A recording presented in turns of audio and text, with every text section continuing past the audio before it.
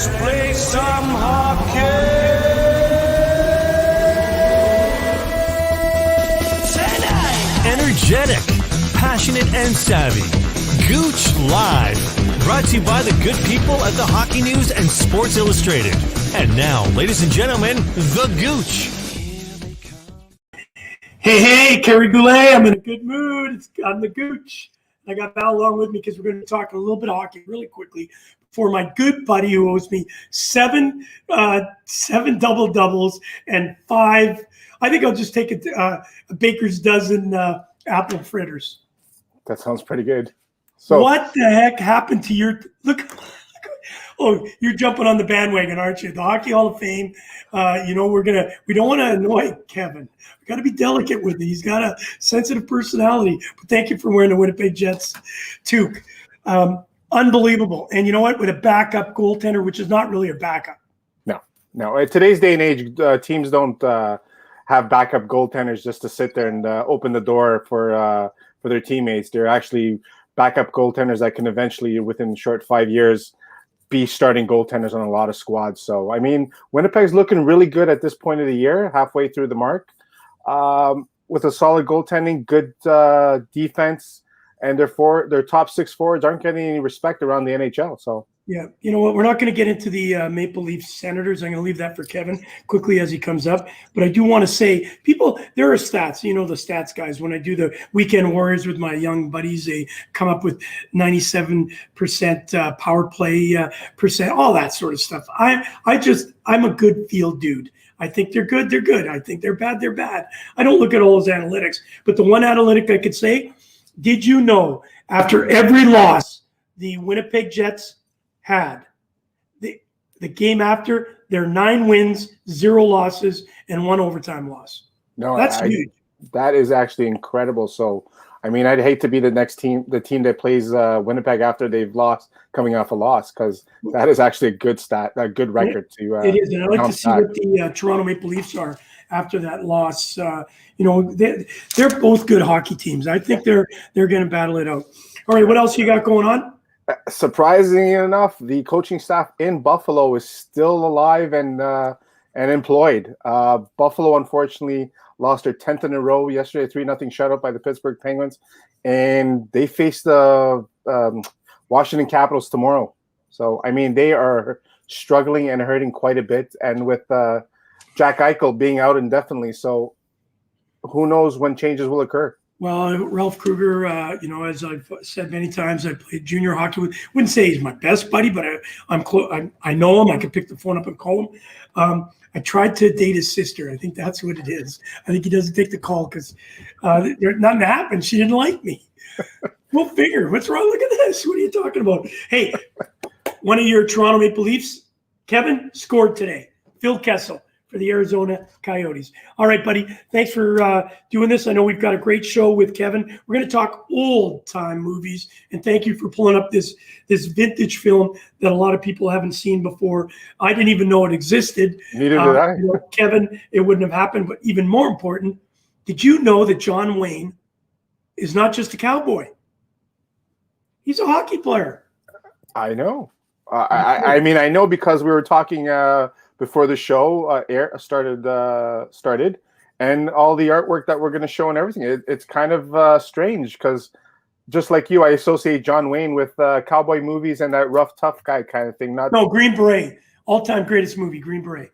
Not the Richard Over Choir or whatever that thing was. That was pretty good too. All right, here he is, ladies and gentlemen, boys and girls. Kevin Shea.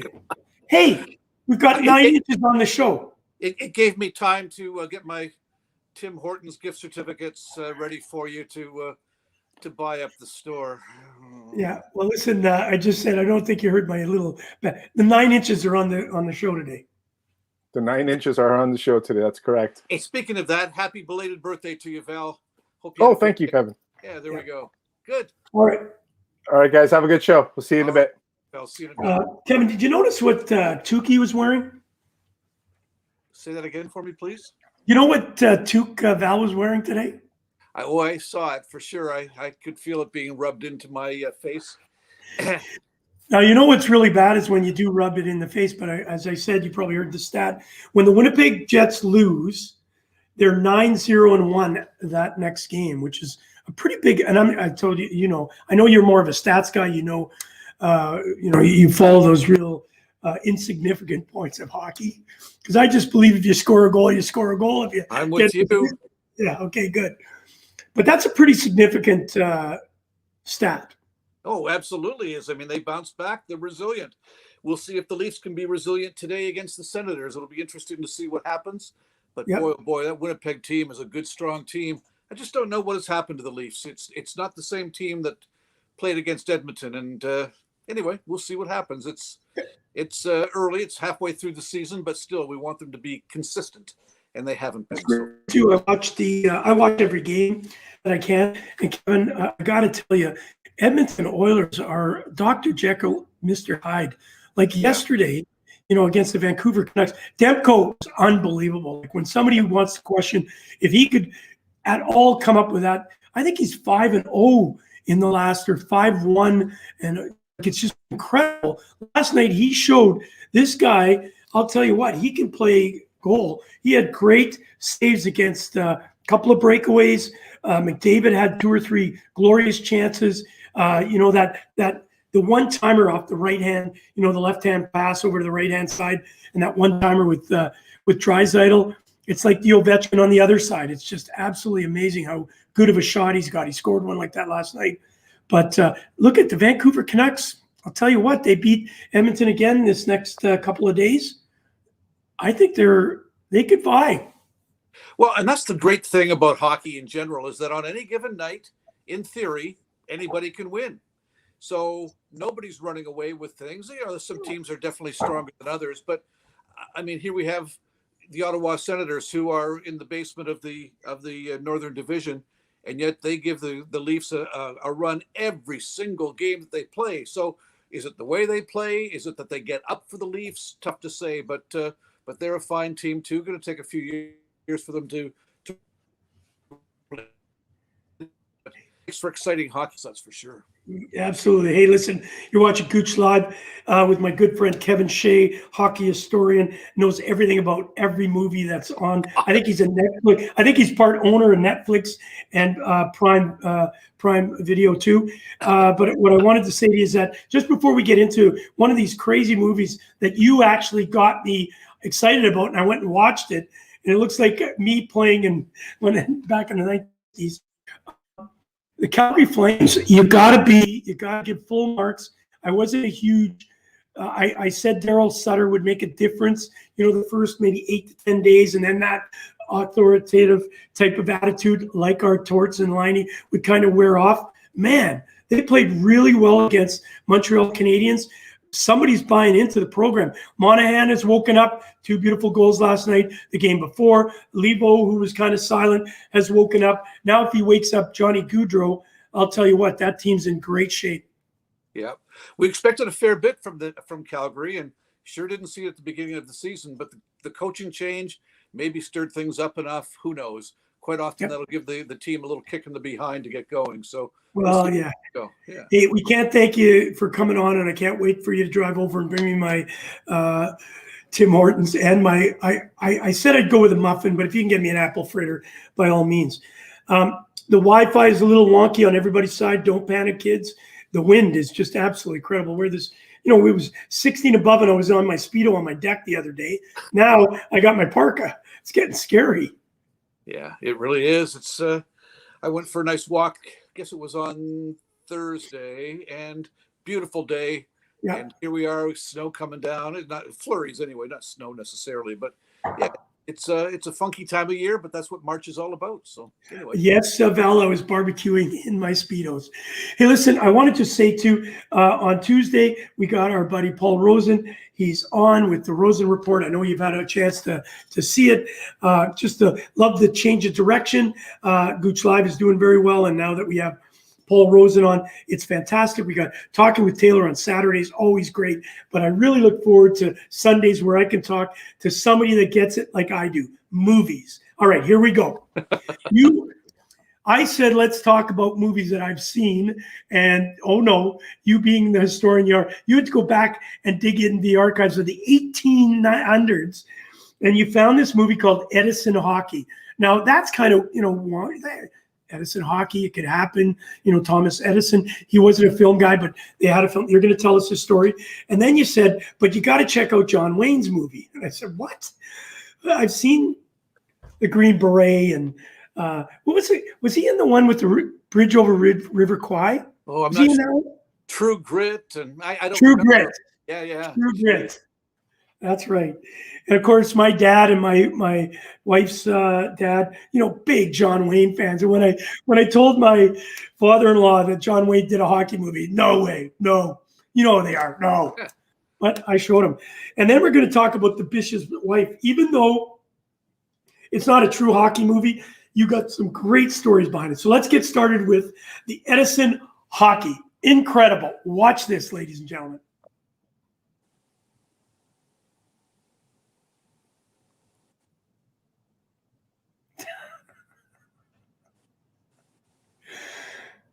And it's Henderson over to Elva. Elva's over to Domi. Domi over to Sundin. Sundin over to... Holy Christ, I think one of them fell asleep.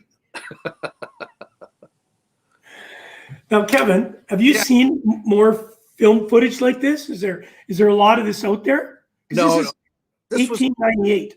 From what I understand, it was more of an experiment than anything. So Thomas Edison had his laboratory in West Orange, New Jersey. And so I think they were doing experiments of all kinds. Edison was one of those guys who rarely slept, and they were working on so many different ideas that they had, and one of them was developing film and things. So as we understand, and we'll never know for sure, but we think that all it was a bunch of guys who worked at the Crystal Lake West Orange laboratory where Edison was, just maybe taking a bit of a break. Somebody came out with a camera and shot whatever it was, 20 seconds or so of film. It was never meant for theatrical release or anything at that point, and certainly in 1898 there weren't a whole lot of theaters either, but it was just one of those things that was captured February 1898 and discovered years later, and we can look back at it now and realize that it likely, in fact, almost probably, is the very first hockey footage ever captured, ever filmed. And it was just a bunch of guys just playing shinny. I mean, hockey as a game was still brand new at that time. The first official game was 1875 up in Montreal. So here we are within 20 years, and guys just playing, no equipment per se, wearing their +4 pants and their socks rolled up, and having hockey sticks of one sort or another. So just some fun stuff to see, and realizing that the game that we know today with, the McDavids and the Matthews and everybody else, a little bit different, was actually born 120 some years beforehand. And here's some proof of it right then and there. Hey, I was waiting for Foster Hewitt to come in. And he scores for Canada. That would have been good. So it is what you said, a cinematographer, William Heiss. He was working for Edison. They had the film production studio just down the street, as you said. And somebody said, hey, why don't you go get the film stuff? So they came out and filmed this pond hockey game. Incredible. Thank you for sharing that with us and allowing us to see a part of history that a lot of people, I know that my good friends in Australia tonight will be viewing this, and I want to say hello. It looks like some of your games now, actually, if I could just say so. Listen, another movie that really captured my attention as soon as you said it was John Wayne. I could just see him moseying on in after he got off his horse and, hey, bartender, give me a beer. I got to go play some shtick. And so it was Idol of the Crowds. In 1937, it was American drama. It actually had a love component. It's almost like Art Hindle last week. It was kind of like the same story here. So hockey was finding some popularity, and clearly the NHL had been established in 1917, so it was moving along well. The game was finding new audiences all the time. So, as is all of popular culture, trying to capture lightning in a jar and trying to find something that's going to grab the crowds. And so they thought, well, we've got this burgeoning star in John Wayne. Let's match him up in a story about wanting to buy a chicken farm and using hockey as the metaphor. And well, the problem was, of course, that John Wayne couldn't skate. He wasn't a hockey player. He was a movie star, a good-looking guy. I guess they faked it the best they can. From anybody I know who's ever seen the full-length movie, they said they'd seen better films on their grandmother's eyes. Like, apparently, it's not a classic by any means, but it's great because one of the icons of film lore is right there playing hockey, and it matches two of our favorite things, and so there we are. John Wayne, idol of the crowds. Did you know who he played? I don't know the name, no. So think about the comparisons here. He played John Hanson. Oh, there we go. So think about this for a second, Johnny Hanson. It got 6.6 out of 10 rating on the IMDb. I know that Val, our producer, pulls up all these stats. Can you tell us what is the IMDb? What is it? The International Movie Database. IMDb. Yeah, it got 6.6 out of 10. I can't wait to watch this thing and fall asleep. But what's really ironic is that John Wayne being this superstar, or became a superstar. Paul Newman played, obviously, in the movie Slapshot against the Hanson brothers. And it wasn't a big... How come the John Wayne movie didn't turn into Slapshot? Basically, having that same kind of situation, it lasting for all these 45 years. Tough to say. I mean, again, Slapshot was pretty special. Captured the whole zeitgeist of hockey at the right time. Who knows why it did or didn't happen at the time. There was actually a movie that came out a year before that called King of Hockey. And so I think what was happening is that Hollywood was starting to discover this game that was pretty exciting and was drawing crowds, and thought they could marry film with hockey. And it didn't really take off until the 1970s and beyond that. But yeah, there's John Wayne on the left, idol of the crowds. Oh my God! And of course, this is a love scene. She fell in love with him, and it ended up being, some gangsters were involved. I read the report about him getting involved with this lady and the gangsters and blackmail. Look at this one. How beautiful is that shot? Looking great. Probably could barely stand up on those blades, but there he was. Can we go back to the previous shot just for 1 second? Absolutely. Maybe it's me, but I think so. There's John Wayne in the larger picture shooting left, but in the bottom corner there he is shooting right. So he was ambidextrous as well. He taught Gordie Howe, I'm guessing. Or he was ambiguous. We're not sure. Here's a great shot. And think about it. This lovely lady's name is, I think it's Sheila Bromley and Charles Brokaw. And I guess these are the three stars of that show. And what's really cool about it is that when you look at this, he looks like a hockey player. Yep, there we go. And he really does. But again, he probably had held on to the net until the camera was ready to be brought up. And then, okay, do it quick. They've got his left arm tie wrapped to the net. Look at this one. This is fantastic. This really, hey, guys, mosey on over. Courage is being chicken, but crossing the road anyway. Ha, ha, ha, ha. You just imagine him saying that. Come on, Padre. Oh, man. That's great stuff. You wonder who the other guys were. Were they actually minor pro hockey players who got their big break a la Slapshot, or were they just some film extras who they got to stand up on skates? Tough to say. It'd be interesting to find out, though. Well, and what was really interesting, these are the New York Panthers, and they were struggling in the standings, and a scouting team found our friend Johnny Hanson, not Johnny Wayne, on a chicken farm. There. And it almost sounds like the movie we're going to talk about just at the end here called MVP. They found a monkey, a chimpanzee who they found just wandering around. He could skate. So it kind of seems like everybody's using the same kind of script. Talk to us a little bit about the impact of this. It didn't register that much, because obviously I know a lot about movies and that I never heard of it. Number one, more importantly, it was never broadcast. Like, nobody ever said, "Hey, did you see Johnny Wayne in that movie?" You know what I mean? Like, you see True Grit, obviously Green Beret, which I just absolutely loved him in it. But nobody ever said, including my father, who was a big John Wayne fan, "Hey, Kerry, why don't we watch Idols of the Crowd?" I don't think it had much impact, but I could be wrong. But what was interesting at the time was that there was a league called the Pacific Coast Hockey League that was opening up, and they had teams along the west coast of the U.S.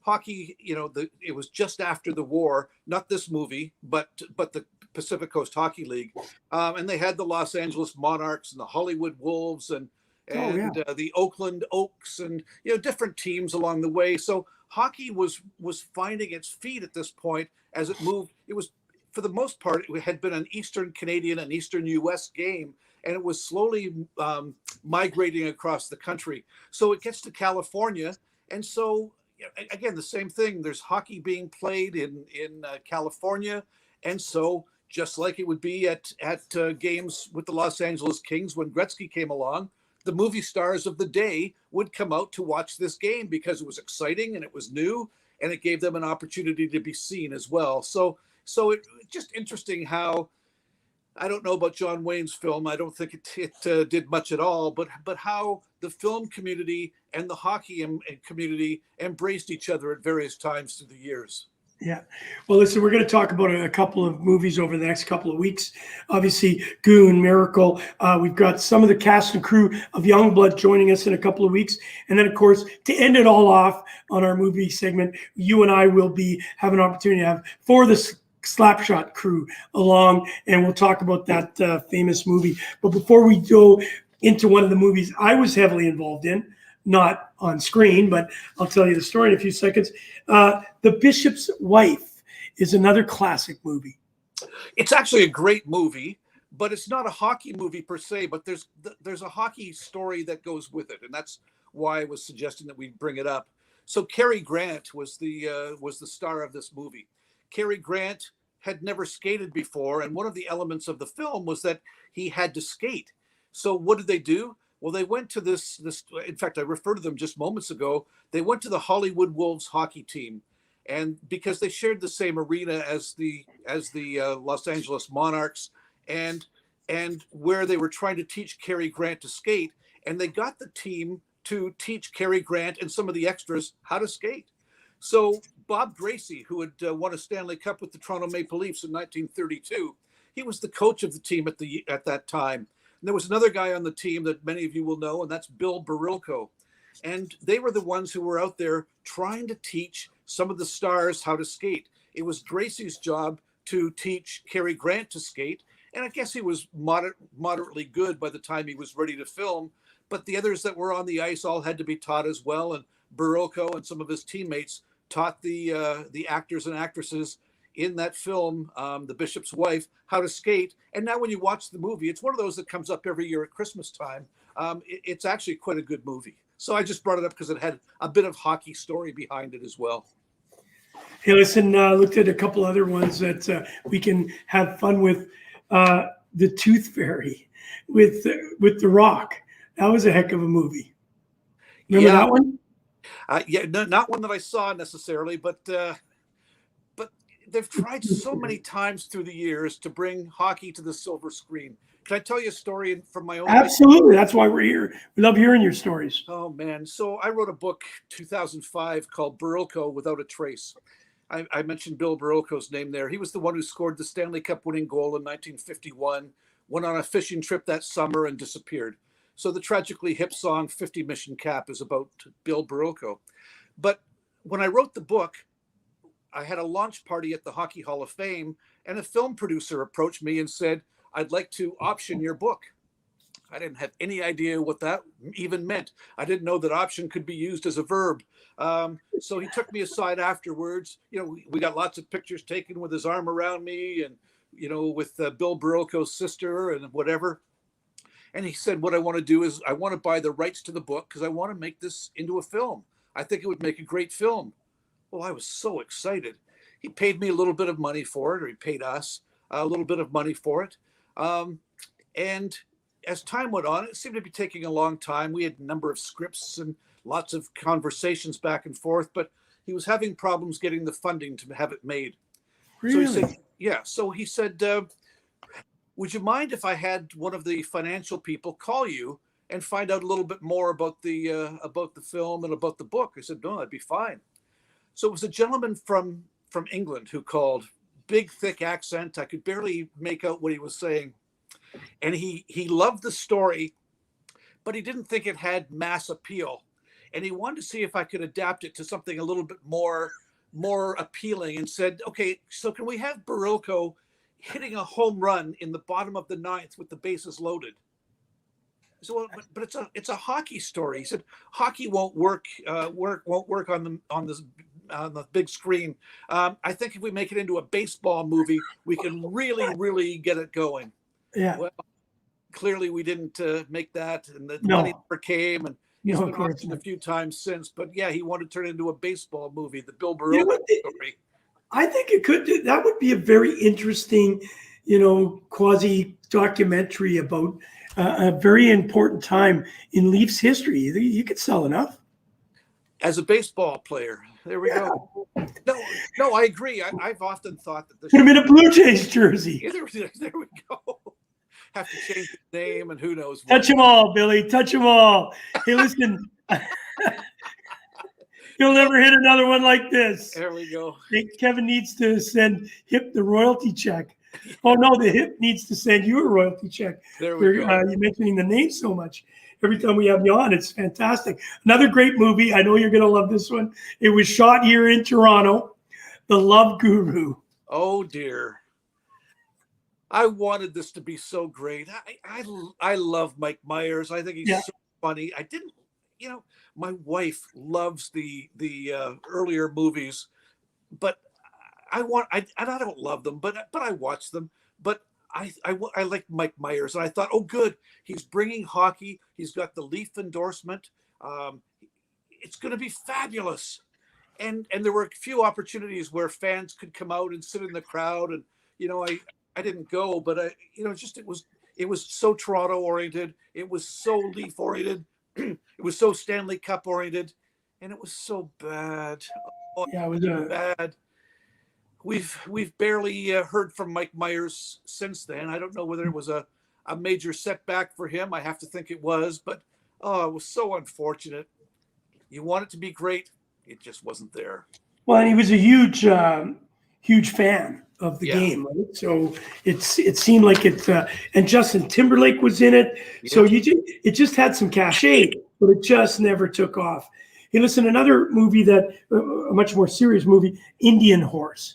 Yeah. We're just touching upon these. We're not going to get too deep into it, but listen, if you're a hockey fan and you want to know something about history, I would definitely take a peek at this one. I watched it and I really enjoyed it. It kind of gave you the cultural heritage of the game and what obviously an Indigenous player had to go through. So there's a gentleman who recently passed away named Fred Sisakamoose, and he was the first, let me think here, the first, oh boy, what do you call it? The schools they went to? Sorry. I'm sorry. Anyway, whatever.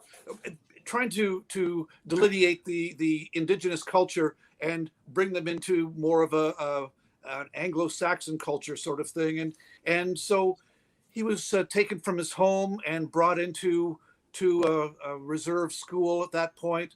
And it's basically his story in so many ways. And it's the story of so many young men and women who went through this, exactly that, losing much of their culture, having it stripped away from them, but finding hockey along the way and using hockey to live, to not literally, but in many ways it was, to really express themselves, to get out there and play, because they were so put into a little container in the school. But when they played hockey, they could really show their skill and made them heroes. Sorry about that. I was looking up the movie. Yeah. What's amazing about this movie too is Clint Eastwood directed it. Yeah, it's a really good movie. Understated, it wasn't as big a hit as I thought it might be, but a wonderful, wonderful movie, and it's definitely worth watching. It's a terrific piece of film. Greg Bowden's on, and he's saying paperback hero. 1973 in Saskatoon. Hockey theme throughout this excellent movie. It's great to to look at some of these older names that pop up out of here. I watched the Terry Sawchuk movie. I didn't know the story. Wow. It was impactful for me. I don't think it was the greatest movie on the planet. I watched it on a plane. But what a life. And that we lost him so early in life. Yeah, that was a tragedy for sure.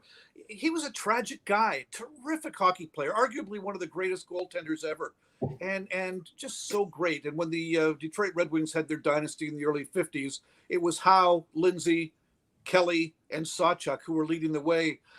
But a tragic story, a guy who was depressed, who had marital problems, self-medicated, and ultimately it ended his career earlier than it should have been as well, in a little bit of a tussle with a teammate in New York. Just unfortunate story. It's a wonderful story, a sad story. I don't know that it translated to film perhaps as well, but they did a really nice job with it overall. Yeah. I thought it was well acted. I thought the actors were good. I thought the storyline was okay. But I think what really hurt me is, I didn't know the story going into it, and I was shocked. I had no idea Terry Sawchuk was, such a mess and such a great athlete, considering all the stuff that he went through. Listen, there's so many other great movies. Please comment. Well, I was just going to say that there's almost two streams. There's the fictional movies, the ones that we've talked about earlier, Love Story, Mighty Ducks, Brian O'Neill, exactly, Mighty Ducks, whatever. And then there are the pseudo documentaries like The Rocket and like Goalie and like Net Worth and films of that sort that are really good films, but based in reality and not the stories that we've seen in some of the other films that go on, the love interest and the whole bit. So there's kind of two streams to hockey films that are out there. The problem is that to make them really legitimate, the actors and actresses have to know how to skate, have to know how to hold the stick, have to know how to play the game, and that's really a difficult thing to do. Sometimes we're able to find some matches. You find some people who can do both, but it's not always the way. And if you want marquee value and you're getting somebody from the Hollywood area, they probably haven't played hockey before and maybe barely skated too. So it's a dilemma that has gone on for decades. So we have Francois Landerville who comes on. He was in the movie The Rocket. Randy Thomas is a great actor. I think if I'm not mistaken, he played The Rocket. And then, of course, James Richmond, a very good player in his own right, has been on. I have on with Stevie T. I was going to say Stevie Y. Val would say about that, but Stevie T. And I've just been notified it's residential schools is what they're called. That's what I was looking for. Sorry. Thank you. I couldn't come up with that term. Yeah. Mal and Robert Wine came up with it. And you know what? When you look back at that, there was another movie. I don't know why it skips me. I don't think it was Iron Horse. It was one, the guy played for the Toronto Maple Leafs. Do you remember that story? He was Indigenous, and he had a drinking problem, and he was taken into a school, but it was run by a priest. And that priest, as we turned out, it started off with the priest taking care of the young boy, getting him up to be a hockey star, came to Toronto to play, and it all fell apart. He went back to drinking. And at the end, we found out that priest actually sexually abused this young player. And it really was graphic. I wish I had it. I will bring it up. I will bring this movie up. I watched it. It really hit me. It was all about that, because I had heard about the residential schools, because it happened a lot on the prairies, right? Yeah. A lot of the Indigenous kids were taken away from their homes. And this one was about that. And it was riveting. I loved it. I unfortunately, off the top of my Commodore 64, can't remember it. Hey, listen, we're also good. Next week, we're going to talk about things like Mighty Ducks. And the reason why Mighty Ducks, and I'm going to try and see if I can get a couple actors that played in it. Obviously, there's a sequel coming out. But more importantly, out of all the movies, which one spurred the most hockey excitement to actually participate in the game. And I'm going to tell you, I think it's going to be the Mighty Ducks. I've heard it from several people in all of the South Pacific, in New Zealand, in Australia, down in Los Angeles and in the California region. I hear a lot of people say, oh, I started playing hockey because of the Mighty Ducks. I'd like to find that out. I'm not sure it was Slapshot. I'm thinking it's got to be Mighty Ducks, because it was at an age where kids were being having impressions on what sport to play. Well, I think the fact that it was a Disney movie as well, which really, really helped as far as the distribution goes too. That really, really helped. It was a fun movie. It was a little wacky, but it had stars in it. The kids were great. It was kind of like hockey's equivalent of the Bad News Bears in a lot of way, and that had its own franchise too. But the fact that the film itself turned into a franchise, became the Mighty Ducks of Anaheim, is really quite a testament to the impact that it had on the community at the time. A brand new hockey franchise, and here they branded after a film in the Disney stable. So pretty interesting how that all worked out. Yeah, and I think also when you think about it, it spurred on Gordon Bombay and the boys in the Flying V, all these great statements that came out of it. And of course, as Val just mentioned, it did kick off the rollerblade era. Roller hockey went through the roof. There were professional leagues, and it just kind of died off a bit as we went along. I did ask about Val's come up with, there it is right there. I'm looking for the sequel. I can't, I wonder if it's always difficult, as you know. Slapshot was the best. Slapshot 1, 2, 3, 4, 8, 9, 10, 12. Sorry, guys. Should have left it at 1. It was one of those cult movies, and I think Mighty Ducks is a cult movie. I think 2 was okay. I'm not sure how many more they can get away with. Kevin, other movies like Goon, it follows that, rough and tough and rumble type of format. But I think some of the real ones, the Miracle Mystery, the Alaska one was absolutely fantastic. What's your favorite? Like, if you could say, I want to watch a hockey movie tonight, what would be your favorite? Well, so I've got 2 that I'll bring to the podcast here. One is just a short film, but it's one that really had impact on me from the time I was younger, still does today, and I think it was so well done. And it was called The Sweater. Rock Carrier had written a book, and it was an animated short, I don't know, 10 minutes long perhaps, or something like that, and speaking in that Quebecois accent.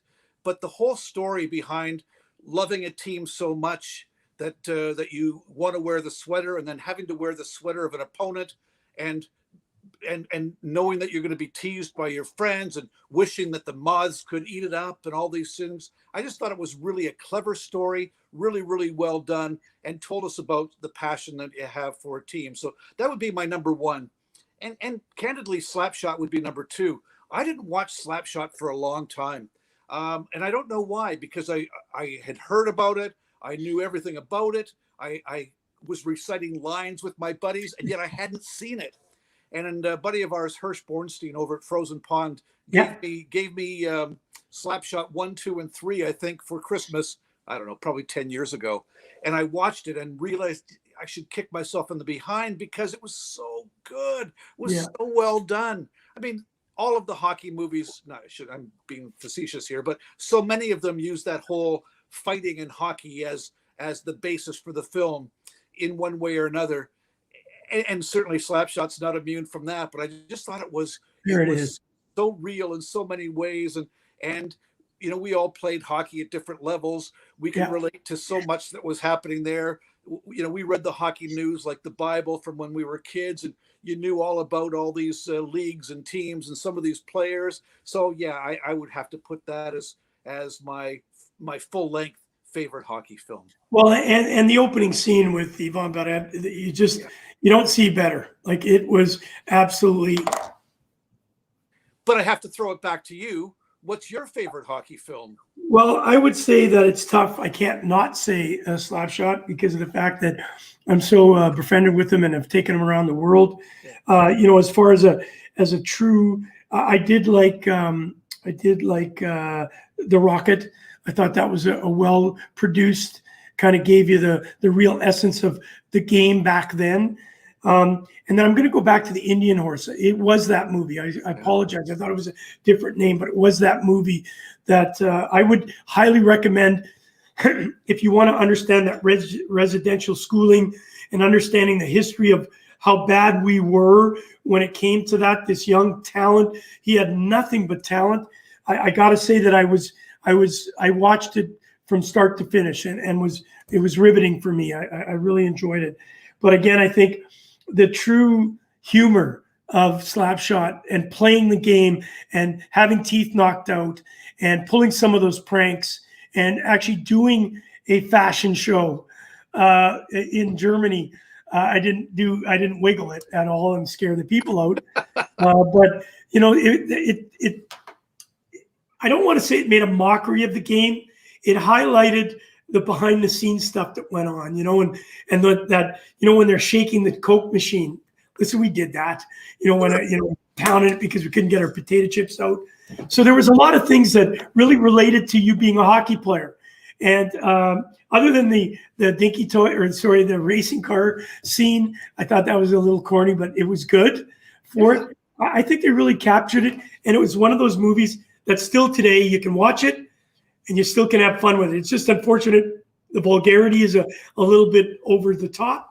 But certainly. Hey, listen, we're going to end it with, obviously, the Tooth Fairy. I did want to tell you really quickly about a movie you haven't seen, and I'm gonna get you to watch this movie.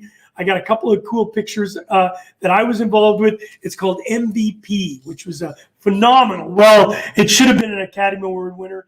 I've got a couple of pictures here there's Jack. Jack. It's called The Most Valuable Primate. And Gouche came up with this really cool idea while he was playing in Germany in 2001, before, obviously, 9/11 hit us. I was working on this project called Carrie's Kids, and there I am on the front of Hit the Road Jack. It says Hit the Road with Jack, and that's what I was going to do. Jack's in the middle there, and that's myself. We were doing it for Carrie's Kid, a charity named after me. And there I am doing a practice session with Jack, and Jack he could skate, This was not fake. This kid, they taught him literally how to skate, and his brother. And that's the film producer. And I had to go to this film set, get on the ice in the Joe Louis Arena. Oh, geez. And he came out on the ice before a practice. I think it was before a game, too, that I got to sit through. And it was absolutely amazing. He got out there, and you could actually, it was the typical type of movie. It had some of the slap shot where Jack goes across the bench and hits everybody in the face. But here I am, literally you had to actually get the chimpanzee up until 7 stays in a playful learning environment. You can teach them a lot. And as of 7, they start going back into their primitive states. And a lot of people don't know it. They have 4 thumbs, right, on both their hands and their feet, because that's how they, swing around. And that's their defense. If they get scared, the first thing they go for are the thumbs, because they know if you break a thumb, especially theirs, they're defenseless. So you never go and reach out to a chimpanzee. And these, at 7 years old, they're 10 times stronger than we are, and they're just little. But it's just that learning experience. And here's a collage of pictures where I got to, I'm with this is the trainer, and you can see him coming off the ice. You see them doing up his skates. He was a real rock star. And you could see, him holding his hand up. They'd say, Jack, score. And he put his hand up like it's crazy. And there he is on the ice, left-hand side.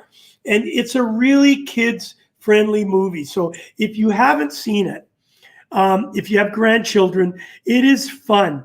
Sam Trapolino, his young son, Dylan, has, and he just looked back. I sent him, we've got a coloring book. This was actually the front of a coloring book that the kids could do. It was a big promotion. Everything was set up to go. I won't bore you with all the details. It's in my manuscript coming out.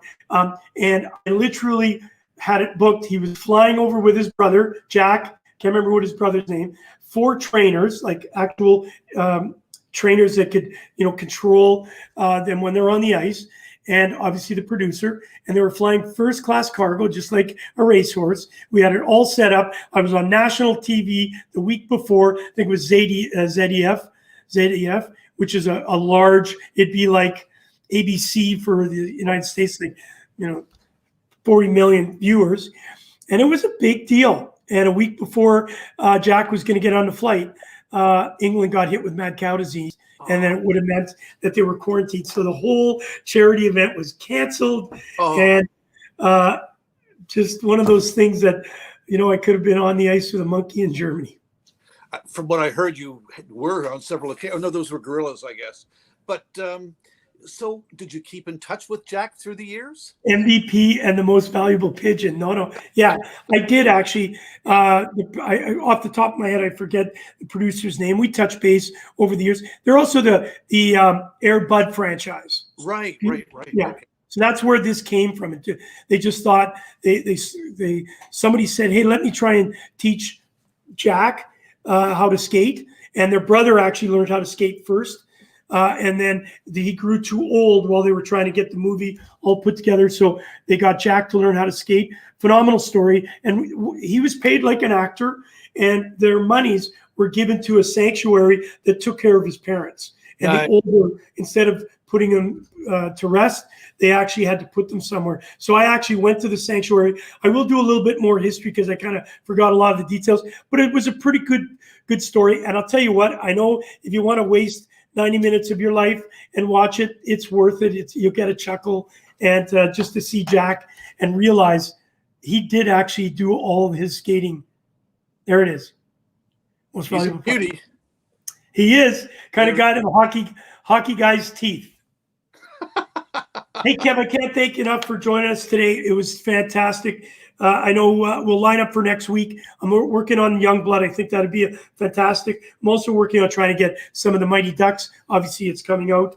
I'd like to get a couple. I probably won't get Gordon Bombay, but I'll see what I can get. And it'd be cool to listen to history and find out what those movies were about and how they got into participating in it, whether they were hockey players like JR or they were actors. Right, got it. Always fun to be on with you. It's always great to see the gang out there. Your fritter and coffee will be on the way soon. No, we'll double or nothing. We still meet each other quite a few times, so I'm going to be kind. That's a first. There we go. I'll make it a dozen donuts as we go along here. Oh, jeez. Double or nothing. Hey, Kev, always a pleasure. Thank you, buddy. Take care. See you later on. Bye-bye. You're amazing. Kevin Shea, hockey historian, film critic. Man, can't be that good of a film critic if he hasn't seen MVP. Listen, take some time out to watch it. And I do want to say, if the Indian Horse, it really hit home with me. I apologize that I was trying to figure out what the movie was. But watch that movie. It's worth the watch. And of course, Val's coming up for a second. We've got some housekeeping to do. Really quickly, I didn't get to Kevin. Tonight, Ottawa versus Toronto. Your thoughts? Toronto should win this game, but you know what? Just for the fun of it, let's just toss Ottawa win 3-1. Open net goal to make it the third one. Hey, listen, can you send me an autographed coloring book, Gouche? Dave Carlson, I have 12 of them. And so we'll do that. I know you're going to laugh. And one of the things I didn't show you, and I forgot to mention Kevin, because he get a kick out of it, this right here is the album. But there's a song, Hit the Road Jack, as you guys would know. Alan Frew did a special song, Don't Forget Me When You're Gone. He remaked it for this album. He did the song, Hockey Song, which is for 2001, the hockey song for the World Hockey Championships. He played live with Saga at the Cologne Arena. And it's a great, great story. And he did a song called Healing Hands. He had already did it. He did a remake of it. And then he did With Me. I actually sang in this song with Fury in the Slaughterhouse, Hit the Road Jack, and going through it. And you'll hear me on it and said, hey, Jack, that's my car. And it was really cool. And I got to do and then we did Country Roads with Fury in the Slaughterhouse. And it was amazing. We did it with the Hanover Indians. It's called the, oh golly, how could I forget? Anyways, it's a special corner. It's 5,000 people, and they all sang Hit the Road, Hit Country Roads. It was absolutely breathtaking to hear 5,000 German bands sing country roads along with Fury in the Slaughterhouse. I'll never forget that. It was probably one of my bigger moments. So anyways, thank you, David Carlson, for sharing. Let's get back to the Ottawa Senators. We will send you out. Saga, a big band. They were huge in Germany, like monstrous. So with all that fun and fair out of the way, Toronto versus Ottawa tonight. 3-1 Ottawa with an empty net goal by Ottawa. I figured why not add to the fun out there with Leaf fans and Leaf Nation right now. Send your hate mail to let's see here. Where do I usually put up for you guys? I might as well put it up for myself. Yes. There we go. Send your hate mail there. That's right. Toby, thank you. And he was one of the guys singing with us. Toby Martin. It's called the Nordkurve. And it is, I tell you what, I'm going to show it. I'm going to bring it up one day. And you're going to see that, guys, you cannot believe how loud these fans are. Those 5,000 fans is like being in 60,000 at a football game down in the United States. It's just amazing. Yeah, love them. Yeah, European hockey fans are just like European soccer fans. They get into it. They have a great time. They're celebrating. They're chanting. They're singing. It's such a cool atmosphere. It brings life to a sporting event. Hey, listen, don't forget, Tuesday, Paul Rosen will be back in the seat, the Rosen Report. And on Thursday, he's got Chris Streeter coming in. We're looking forward to hearing him talk goalie talk with one of our favorites. Obviously, he was on with us at the Ice Hockey Classic. You've done some great pictures of him. I know we'll put some of those up. And what a great guy. Like, he's just an absolute great guy. So look forward to that next Thursday with Paul Rosen, the Rosen Report. Lots of things going on at Gouche Live. We're changing some stuff up. On Monday, what do we got? Performers of the past week. We'll touch up on a few guys and spark some conversation with our viewers. On Wednesday, we're doing this or that, or would you rather? Okay. And then Friday's a really good one. Fan Friday. We're going to do trade him, re-sign him, or release him. It's too bad Kevin had to go. We would have had a great one for we'll him. get him on. We'll record him. All Actually, right, Val, if you had a quick moment, do a little trade him, sign him with you, just a quick little movie one. All right, let's do it. For you? Okay. I'm ready. All right. Mighty Ducks, which sparked a whole new hockey in the West Coast. Tooth Fairy, and Love Guru. Oh my God. I got to go along with Kevin. I thought Love Guru missed the spot. It had a great opportunity to take it to the next level. So I'm releasing you, buddy. Sorry, Mike Meyer. I loved you. Austin Powers. And the whole, he played a lot of his own parts. Yep. He did well, Mike Myers, but nobody does Eddie Murphy better in that barbershop in Coming to America. If you haven't seen Coming to America 2, you got to watch it. I really enjoyed it. And then I think I'd keep Mighty Ducks, and the reason is that it did certainly spur a big interest in the game we all love. So Tooth Fairy, I would trade it for Real Teeth. Yeah, there you go. That's too perfect. Yeah. And there you are, Paul Correa with his Mighty Duck jersey. Hey, Val, thank you so much. Great day again. Great shot on some of those videos. My goodness, that one with Edison was absolutely amazing. Thank you for digging that out of the archives. And we will see you tomorrow on Gouche Live, 4 o'clock. Don't be late. Have a good night, everyone. You've been listening to Gouche Live with your host, Kerry Goulet, better known as The Gooch, brought to you by the Hockey News and Sports Illustrated.